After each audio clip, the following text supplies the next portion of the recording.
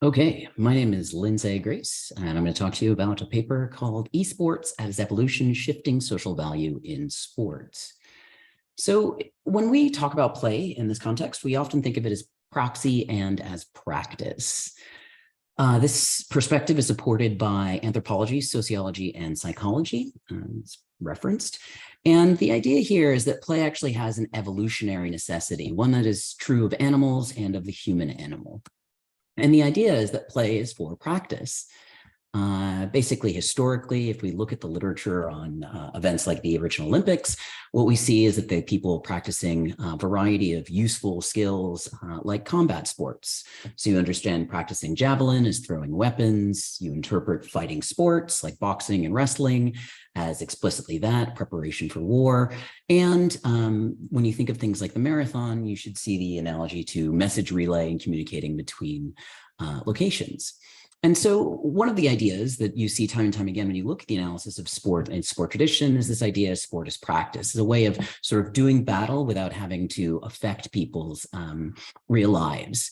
And so the idea here is that practice serves as a kind of proxy, that this kind of play, it allows us to practice the physics of war, as well as practicing and proxying things like the mental challenges of war and dominance. This is an excerpt from H.J.R. Murray's Introduction to Chess, where it explicitly says in the very first passage of the book, historically, chess must be classed as a game of war.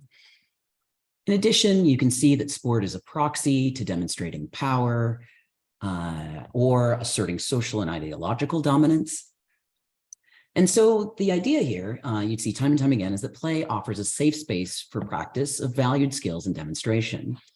So what then does the growth of esports in this context mean? Well, we can look at sport as often about proving superiority or efficacy, as Calwa expressed many, many years ago.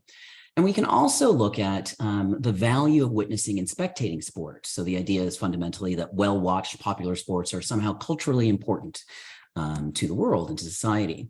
And so you might compare volleyball, which is rather popular, to hooverball, a derivation of volleyball that is nowhere near the following. And this is one of the common claims we see in the esports world, that esports is big, therefore it has value to society, as shown in this competition.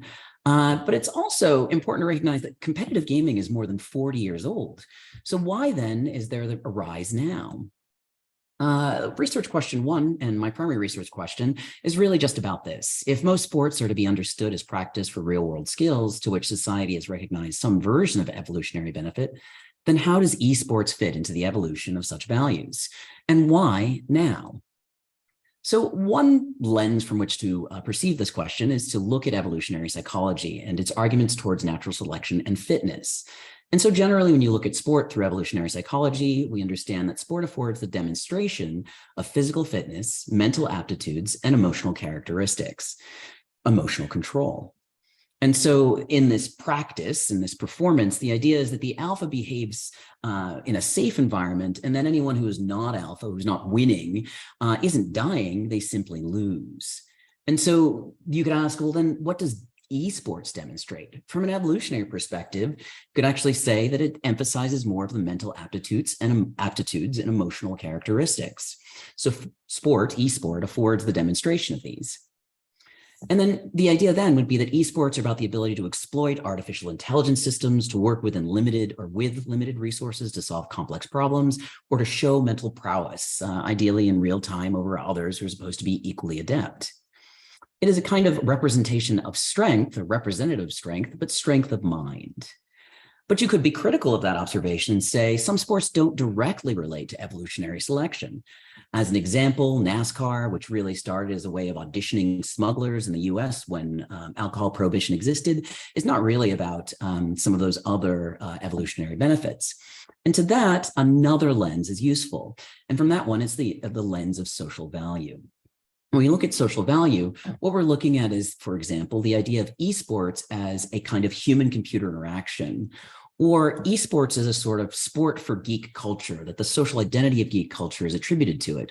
And it's unique to it and distinct to it in its own generation, in much the way you might reference something like swing dancing or 1950s sock hops in the US.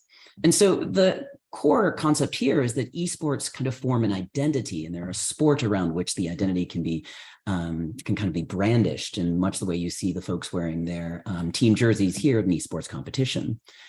So for this to make sense, you kind of need to position it against some Baudrillard, and particularly simulacra simulation, where Baudrillard kind of emphasizes the sense of a cultural self as both shaped by the historical realities of that culture and those attributes to which others have ascribed it.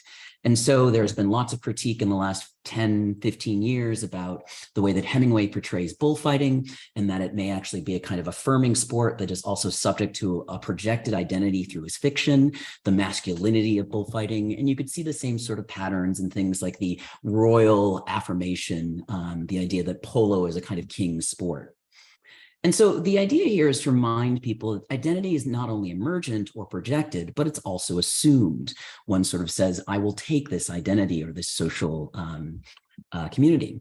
And so from that perspective, it's interesting to consider esports as kind of the athletics of the mind. To which one might say, sure, we have this in chess, namely sort of the Cold War era chess, where we've got these major tournaments that are actually demonstrating the win or loss of ideologies of whole nations. And one of the things that I think is distinct about that is that if you look at it, it has similar spectating to the history of or current state of esports, but doesn't quite have that emphasis on athleticism. And so the whole idea here is to try and encourage people to understand that perhaps this is a harbinger, an indicator of some kind of social transition. Perhaps there is in esports evidence of an evolution in value that may be moving towards something that's a little more emphasized on mind as opposed to body.